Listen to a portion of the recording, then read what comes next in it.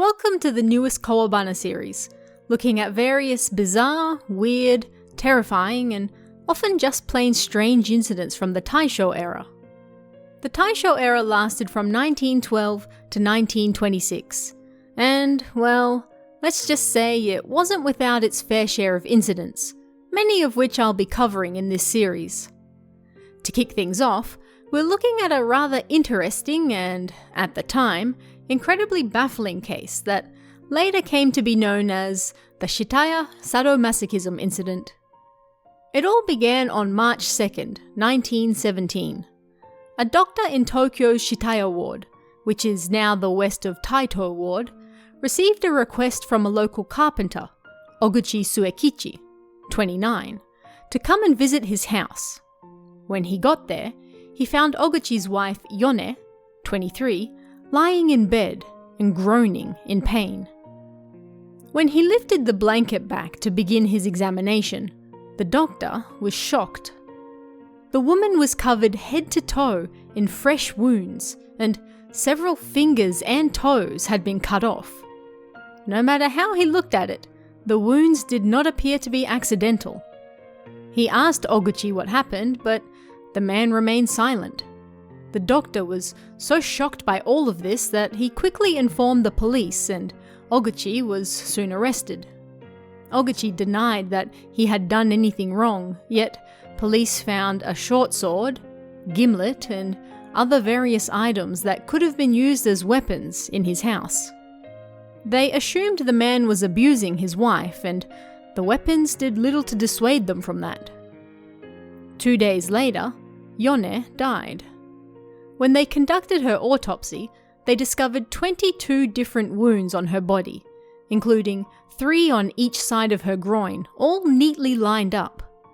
She was also missing the 4th toe on her left foot, the 2nd and pinky toes from her right foot, while the 4th and pinky fingers on her left hand were cut down to the 2nd joint. Then, in 3 different locations, including her back and arm, they found the characters for Oguchi Suekichi wife burned into her body. Needless to say, newspapers at the time weren't very kind to Oguchi for seemingly mutilating his wife so badly that she died from her injuries. The March 6, 1917 edition of the Yomiuri Shimbun stated, "Suekichi was not only naturally cruel, but deeply jealous, and whenever he recalled Yone's misbehavior, he harshly tortured her. He bound her limbs with string, gagged her with a hand towel, cut off both her big toes, and branded her with hot tongs, burning Oguchi Suekichi wife, Taisho 6th year, into her skin. He was so brutal that Yone was living in eternal hell up until her death." They certainly didn't mince words, although they weren't exact with the facts either. Not that it mattered, because Yone had died from her injuries, and Oguchi had inflicted them. Rumors soon began to spread that Oguchi killed his wife because she was cheating on him, but this still wasn't the full story, and the police were about to have their views shaken. The coroner reported that while the injuries had killed Yone, they didn't appear to have been done against her will. The wounds, particularly near her groin, lined up far too neatly for them to have been done without her consent. On top of that, many of the wounds were old, very old. Yet Yone never tried to run away, see a doctor, or even visit a local bath, meaning she likely agreed to what had been done to her. She might have even liked it. She was what would be later known as a masochist. Oguchi's statements when questioned by the police appeared to agree with this sentiment. "I injured her because she asked me to," he said. "When I told her that I didn't want to, she said she'd break up with me. I didn't want that, so I did as she said, and I hurt her." If Oguchi was to be believed, then yes, he inflicted those wounds on his wife. But only because she asked him to. And as the truth came out, things got even weirder. Oguchi and Yone met 4 years prior to her death in Asakusa. He worked at an oden stall while she was a maid. According to Oguchi, she was the one who first approached him. He initially refused her because he was married with a child, but she persisted, and he eventually gave in. They ended up at a cheap inn where she invited him to stay the night, and she paid for it as well. Oguchi reportedly told police that he felt bad after they spent the night together, worried about his wife, but Yone asked him to do it again, and after that, they regularly started sleeping together. Oguchi left his wife and rented a room with Yone, but it wasn't long until Oguchi discovered that she was cheating on him with the man in the next room over. This man was said to be cruel, what we might now call a sadist, and it's believed that this man woke something up in Yone. She enjoyed the pain, and she wanted more of it. Oguchi paid the man to stop seeing her and to leave, which he did, but Yone's behavior didn't change. She continued cheating on Oguchi, and each time she did, she begged him to punish her for her indiscretions. After the fact, it was thought that she likely did this because she wanted Oguchi to punish her, and this was the best way she could think about going about it. A psychiatric evaluation determined that Oguchi was a little slow and thick-headed, which likely played a part in him carrying out these acts for Yone, even though he didn't want to. Oguchi himself also told police that Yone was, for lack of a better term, ravenous. Once or twice a night wasn't enough for her, and she would force matters even if he wasn't ready.